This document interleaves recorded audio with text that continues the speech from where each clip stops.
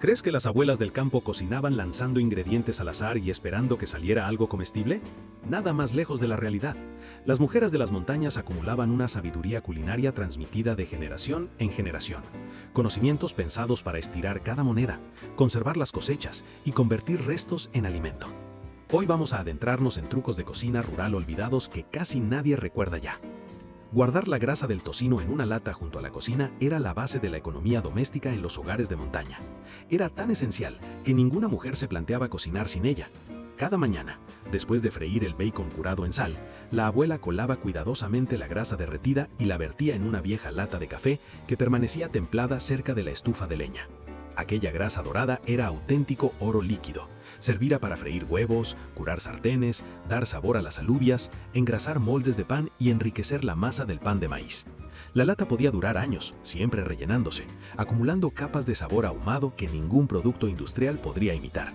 Los niños aprendían desde pequeños que tirar la grasa era casi un pecado, especialmente en cocinas donde el dinero escaseaba. Esa grasa aportaba calorías vitales durante los duros inviernos, cuando conseguir carne fresca era imposible. Este simple hábito resumía toda una filosofía culinaria: ahorro, paciencia y la certeza de que el sabor mejora con el tiempo. El uso de suero de leche para ablandar carnes era un secreto bien guardado entre las cocineras rurales. Sabían que incluso los cortes más duros podían volverse tiernos con tiempo y cuidado. Cuando se sacrificaban gallinas viejas o se cocinaba carne de caza, la abuela sumergía la carne en suero durante toda la noche, a veces incluso 2 días. Los ácidos naturales rompían las fibras duras, mientras la grasa mantenía la carne jugosa. Conejo, ardilla, ciervo o gallos viejos salían lo bastante tiernos como para freír o guisar. Además, el suero eliminaba sabores fuertes que podían resultar desagradables para los niños. Después del remojo, la carne se secaba, se pasaba por harina especiada y se freía en grasa de tocino hasta que quedara crujiente. Nada se desperdiciaba. El suero sobrante acababa alimentando a cerdos o gallinas. Como era un subproducto de hacer mantequilla, este truco no costaba prácticamente nada y convertía restos en auténtica magia culinaria. Alargar el café con raíz de achicoria o cereales tostados era la forma en que las familias mantenían su ritual matutino cuando el café real era caro o difícil de conseguir. La abuela recogía raíces de achicoria de los caminos, las limpiaba, las cortaba en rodajas finas y las tostaba lentamente hasta que quedaban oscuras y quebradizas. Luego las molía y las mezclaba con el poco café que hubiera en casa. La achicoria aportaba cuerpo y un amargor terroso que muchos acababan prefiriendo. En otros hogares se tostaban cebada, centeno o incluso granos de maíz seco para crear mezclas tan habituales que los niños crecían creyendo que así sabía el café de verdad. Durante la Depresión y los años de guerra, estos sustitutos llegaron a reemplazarlo por completo. Aún así, la familia se reunía alrededor de la mesa, calentando las manos con tazas humeantes. La lección era clara: el ritual y la compañía importaban más que los ingredientes caros. El líquido resultante de hervir verduras jamás se tiraba en una cocina de montaña. La abuela sabía que ese caldo turbio contenía más nutrientes que las propias verduras. Cuando berzas, grelos o plantas silvestres se cocían durante horas con huesos de jamón o tocino, el agua absorbía minerales, vitaminas y todo el sabor del cerdo. En lugar de desperdiciarlo, se reservaba para beberlo caliente, mojar pan de maíz o usarlo como base de sopas y salsas. Los mayores decían que curaba desde resfriados hasta problemas digestivos. Rico en hierro y nutrientes, ayudaba a evitar carencias comunes en comunidades con poca variedad de alimentos.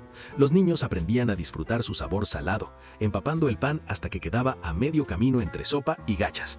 En algunas casas, ese caldo se mantenía caliente durante días, añadiendo agua y verduras según hacía falta. Era la máxima expresión de una cocina donde nada se desperdiciaba y todos se alimentaban. Transformar el pan duro era todo un arte. Tirar comida se consideraba un pecado. Las hogazas secas o los bizcochos endurecidos nunca acababan en la basura. Se convertían en nuevos platos. El pan duro pasaba a ser pudding mezclado con huevos, leche, azúcar y las especias disponibles, horneado hasta dorarse y servido caliente. Las galletas secas se trituraban para empanar fritos o estirar el pastel de carne. El pan de maíz viejo se desmigujaba con suero para el desayuno o se mezclaba con cebolla y salvia para rellenos festivos. Algunas abuelas secaban el pan por completo y lo guardaban durante meses en bolsas de tela. Todo tenía una segunda vida. Los niños crecían entendiendo que la frescura es pasajera, pero la utilidad no. El cuidado de las sartenes de hierro fundido era un conocimiento casi sagrado, transmitido de madres a hijas. Las sartenes de la abuela brillaban negras y lisas tras décadas de uso, curadas con capas de grasa horneadas una y otra vez hasta volverse naturalmente antiadherentes. Las novias recibían hierro fundido como regalo de boda, junto con instrucciones estrictas: nunca usar jabón, no dejar agua dentro y siempre frotar con grasa tras lavarlas. El proceso de curado era casi un ritual: cubrir con manteca, hornear boca abajo, dejar que se enfriara y repetir. Una sartén bien cuidada podía freír huevos que se deslizaban solos, crear crostas perfectas en el pan de maíz y durar generaciones. Algunas familias conservaban sartenes heredadas de bisabuelas. Perder esa pátina por una limpieza descuidada era una auténtica tragedia. Hacer vinagre con restos de manzana convertía desechos en un producto valioso. Las cáscaras y corazones se guardaban en un recipiente con agua y un paño. Con el tiempo, las levaduras naturales fermentaban los azúcares y después las bacterias los transformaban en vinagre. Había que saber cuándo remover, cuándo limpiar y cuándo estaba listo. Ese vinagre servía para conservas, limpiar, aliñar ensaladas y como remedio casero. Algunas familias conservaban la madre del vinagre durante generaciones, igual que la masa madre. Cada manzana daba 2 veces, primero como alimento y luego como herramienta de conservación. El día de derretir la manta tras la matanza del cerdo era todo un acontecimiento. Kilos de grasa se transformaban en el ingrediente que sostendría la cocina durante todo el año. La abuela cortaba la grasa en dados y la cocinaba lentamente en grandes calderos al aire libre. Cuando los torreznos flotaban dorados, la manta líquida se colaba y se dejaba enfriar hasta quedar blanca y pura, ideal para masas, frituras y todo tipo de recetas. Nada daba tanta suavidad a los bizcochos como la manta bien hecha. Los restos crujientes se salaban y se comían o se añadían al pan de maíz. Guardada en lugares frescos duraba meses y aseguraba grasa para todo el año. Usar leche agria para hornear era otra técnica que convertía lo que hoy llamaríamos estrupeado en un ingrediente estrella. Antes de la refrigeración, la leche se espesaba de forma natural en pocos días, adquiriendo un sabor ácido similar al suero. En lugar de tirarla, la abuela la utilizaba para hacer bizcochos más esponjosos y masas más tiernas. Los ácidos naturales de la leche agria reaccionaban con el bicarbonato, creando un mayor levado. Así nacían bizcochos altos y ligeros, tortillas esponjosas y pasteles de una ternura excepcional. Los niños aprendían a oler la leche antes de usarla. Si estaba ligeramente ácida, era perfecta para hornear. Si el olor era fuerte, se destinaba a los cerdos. Algunas abuelas incluso dejaban la leche a propósito en lugares templados para que se agriara de forma controlada. Aquella práctica exigía saber distinguir entre una fermentación segura y un alimento peligroso. Ese conocimiento no se aprendía en libros, sino observando y repitiendo gestos. Con la llegada de la refrigeración, esta habilidad se perdió, y con ella, el sabor particular que solo la leche cuajada podía aportar. La conservación de huevos en agua de silicato permitía almacenar huevos frescos durante meses, sin necesidad de frío, asegurando proteína en invierno cuando las gallinas dejaban de poner. La abuela disolvía silicato de sodio en agua hasta obtener una mezcla espesa y gelatinosa que guardaba en grandes recipientes de barro. Los huevos, recogidos el mismo día y sin lavar para conservar su capa natural, se introducían con cuidado hasta quedar completamente cubiertos. La solución sellaba los poros de la cáscara, impidiendo la entrada de aire y bacterias mientras retenía la humedad. Bien almacenados en sótanos frescos, los huevos podían durar medio año o más, conservando un sabor sorprendentemente fresco. A finales del verano se guardaban decenas, creando reservas para la repostería invernal. Solo los huevos perfectos servían. Los niños aprendían a manipularlos con cuidado, sabiendo que cada uno representaba comidas futuras. Con la llegada de los frigoríficos, esta técnica desapareció, llevándose consigo generaciones de conocimiento. El secado y almacenamiento de hierbas era una habilidad esencial que convertía el huerto de verano en una fuente de sabor durante todo el año. La abuela cortaba salvia, tomillo, romero o eneldo en su punto óptimo, por la mañana, cuando el rocío ya se había evaporado, pero antes de que el sol marchitara las hojas. Ataba pequeños manojos y los colgaba boca abajo de las vigas de la cocina, donde el aire cálido circulaba libremente. Con el paso de las semanas, las hierbas se secaban lentamente, concentrando sus aceites esenciales. Una vez secas, se desmenuzaban y se guardaban en frascos pequeños, protegidos de la luz y la humedad. Una pizca de salvia transformaba la carne de cerdo más sencilla y la menta seca convertía las infusiones invernales en remedios reconfortantes. Algunas abuelas molían las hierbas hasta hacerlas polvo, otras preferían conservar las hojas enteras. Los ramilletes colgados decoraban la cocina y perfumaban el aire, recordando la abundancia del verano incluso en los meses más fríos. La elaboración de jabón con cenizas de madera y grasa animal era un conocimiento básico para cualquier mujer de montaña. El resultado era un jabón fuerte, áspero, pero eficaz. Durante el invierno, la abuela recogía cenizas de maderas duras y las almacenaba en barriles hasta la primavera. Luego vertía agua sobre ellas para extraer la lejía, un líquido cáustico que goteaba lentamente hacia recipientes colocados debajo. Esa lejía casera se mezclaba con grasas de cocina guardadas y se hervía durante horas en grandes calderos al aire libre. Mediante la saponificación, la mezcla se convertía en un jabón espeso y marrón que se vertía en moldes de madera para endurecer. Las pastillas limpiaban desde sartenes grasientas hasta ropa de trabajo, aunque resultaban duras para la piel. Algunas abuelas añadían hierbas para suavizar el efecto. El proceso exigía atención constante, ya que la lejía podía causar quemaduras graves. Gracias a esta autosuficiencia, las familias nunca se quedaban sin jabón, independientemente del dinero o del acceso a tiendas. La organización del sótano de raíces era una ciencia exacta, que determinaba si las verduras durarían todo el invierno o se estropearían en pocas semanas. La abuela sabía que cada alimento necesitaba condiciones distintas. Algunos requerían humedad, otros aire seco. Algunos se conservaban mejor enterrados en arena, otros colgados del techo. Las patatas se guardaban en completa oscuridad para evitar que se pusieran verdes, apiladas en cajas de madera con paja entre capas para permitir la ventilación. Las zanahorias se envolvían una a una en papel y se mantenían lejos de las patatas, ya que los gases que desprendían provocaban brotes. Los repollos se colgaban boca abajo por la raíz, manteniéndose frescos durante meses en el aire frío y húmedo. Zanahorias, nabos y remolachas se enterraban en cajas con arena ligeramente húmeda que las mantenía crujientes sin pudrirse. Cebollas y ajos se trenzaban y colgaban cerca de la entrada, donde el aire circulaba mejor. Cada semana, la abuela revisaba el sótano y retiraba cualquier pieza que empezara a estropear antes de que contagiara a las demás. Gracias a esta vigilancia, la familia seguía comiendo verduras del huerto hasta bien entrada la primavera. El cuidado de la masa madre era una responsabilidad transmitida de generación en generación, y algunas familias mantenían viva la misma cultura durante décadas. La abuela alimentaba su masa a diario con harina y agua, manteniéndola cerca de la estufa para asegurar una temperatura constante. Las levaduras silvestres de esa mezcla burbujeante hacían fermentar panes, galletas y tortillas sin necesidad de levadura comprada. Una masa sana olía agradablemente ácida y duplicaba su tamaño pocas horas después de alimentarla. La abuela conocía los ánimos de su masa, ajustando horarios y temperaturas según su aspecto y olor. Antes de viajes largos, la masa se secaba sobre tela o se compartía con vecinos para conservarla. Las novias solían recibir una porción de la masa de su madre como regalo de boda, llevando la tradición a nuevos hogares. Perder una masa madre por descuido se consideraba una pequeña tragedia en casas donde la continuidad tenía valor. El uso del ahumadero era esencial para conservar la carne de cerdo y la caza que alimentaban a la familia durante el invierno. Cada granja tenía un pequeño edificio de madera donde la carne colgaba durante semanas envuelta en humo de nogal, manzano o roble. Tras la matanza y el salado, jamones, pancetas y embutidos se colgaban de ganchos sobre fuegos lentos que apenas llegaban a arder. El humo impregnaba la carne con compuestos conservantes mientras la secaba lentamente, creando un entorno hostil para bacterias e insectos.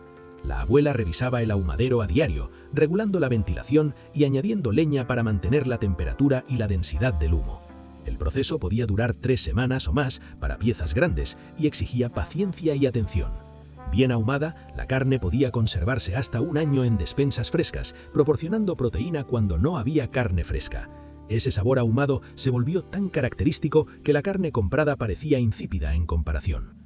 El salado de la carne de cerdo era la base de la conservación cárnica en las comunidades de montaña. Tras la matanza en época fría, la abuela ahumaba jamones, paletas y pancetas con sal gruesa mezclada con un poco de azúcar y salitre. Las piezas se colocaban en cajas de madera o barriles cubiertas con más sal y se dejaban reposar durante semanas en cobertizos fríos.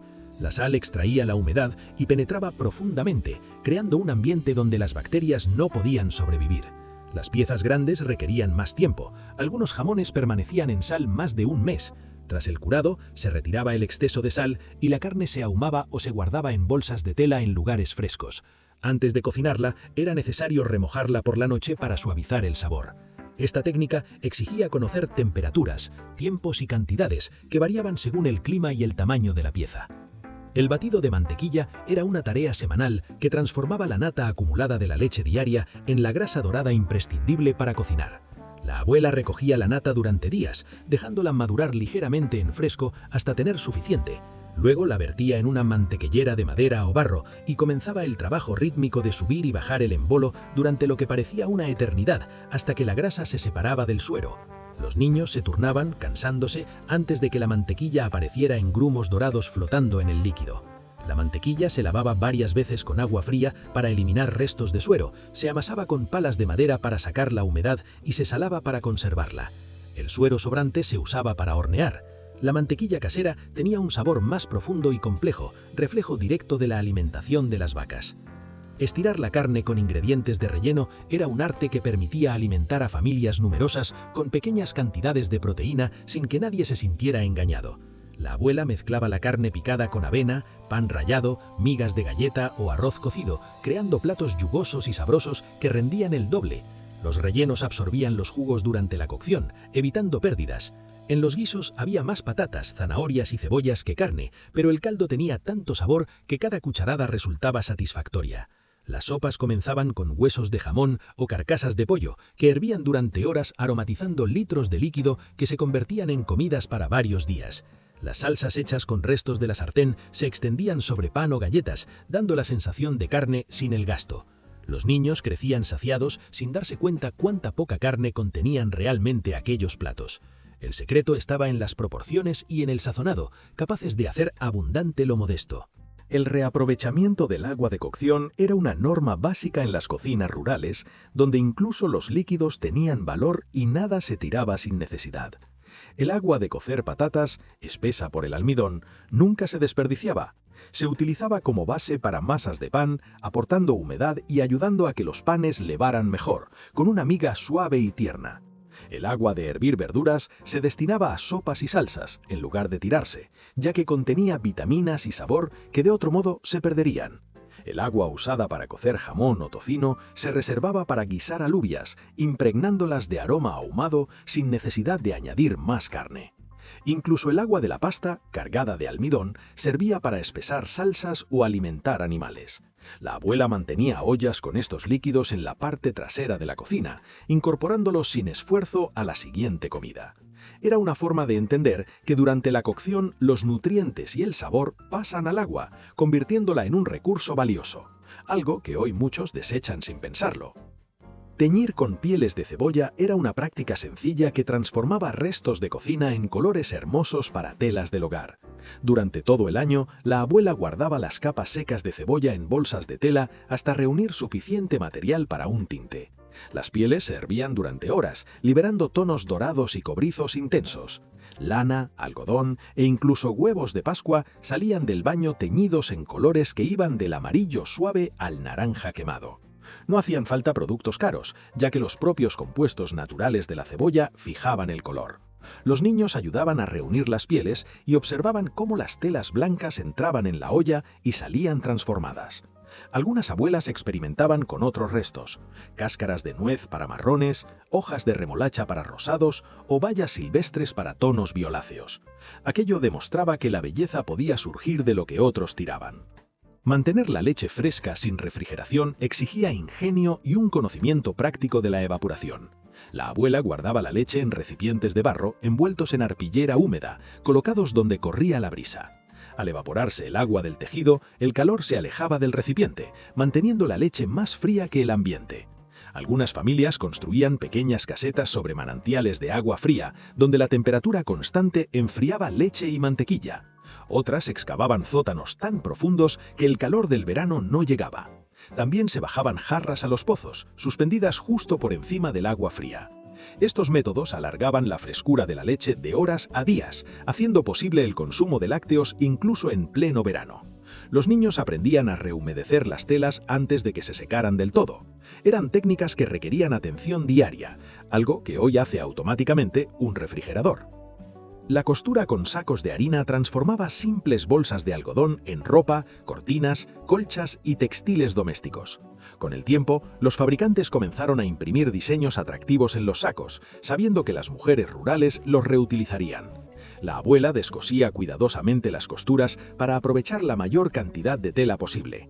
Luego lavaba y frotaba el tejido hasta borrar las marcas. De esos sacos nacían vestidos infantiles, delantales, ropa interior, fundas de almohada y paños de cocina, cosidos a mano o en máquinas de pedal. Para hacer un vestido a juego era necesario comprar varios sacos del mismo diseño, algo que los comerciantes aprovechaban. Nada se desperdiciaba. Los retales pequeños acababan en colchas de patchwork. Los niños vestían estas prendas con naturalidad, sabiendo que la habilidad importaba más que la tela comprada. Esta práctica continuó hasta bien entrados los años 50. La fabricación de velas de cera de abeja proporcionaba luz durante las largas noches de invierno, cuando el queroseno era caro y la oscuridad llegaba temprano. Las familias que tenían colmenas recogían la cera junto con la miel, derritiendo los panoles en agua para limpiarla. La abuela sumergía mechas de algodón una y otra vez en la cera caliente, dejando que cada capa se enfriara antes de la siguiente hasta alcanzar el grosor deseado. Era un trabajo lento. Algunos usaban moldes para acelerar el proceso, aunque las velas sumergidas ardían más mejor y de forma más uniforme. Las velas desprendían un suave aroma a miel y daban una luz limpia asociada a la lectura, las labores y las conversaciones familiares. Los niños ayudaban, aprendiendo paciencia y ritmo. Así, un subproducto de la apicultura se convertía en un bien esencial. La elaboración de vino de diente de león transformaba una simple flor silvestre en una bebida dorada reservada para ocasiones especiales. A principios de primavera, cuando los campos se llenaban de flores, los niños recogían los pétalos amarillos, evitando las partes verdes amargas. La abuela vertía agua hirviendo sobre los pétalos y los dejaba reposar varios días antes de colar el líquido y añadir azúcar, levadura y cítricos. La mezcla fermentaba durante semanas en recipientes de barro, burbujeando en rincones templados de la cocina. Tras clarificarse y madurar, el vino resultante tenía un color dorado pálido y un dulzor floral delicado imposible de encontrar en bebidas comerciales. Se servía en bodas, fiestas y celebraciones dignas de recuerdo. Ahora dime, ¿qué truco de cocina rural recuperarías tú hoy en tu propia cocina? Déjalo en los comentarios. Y si te ha gustado este viaje al pasado, dale a me gusta y suscríbete a Vivir como antes para no perderte el próximo recuerdo.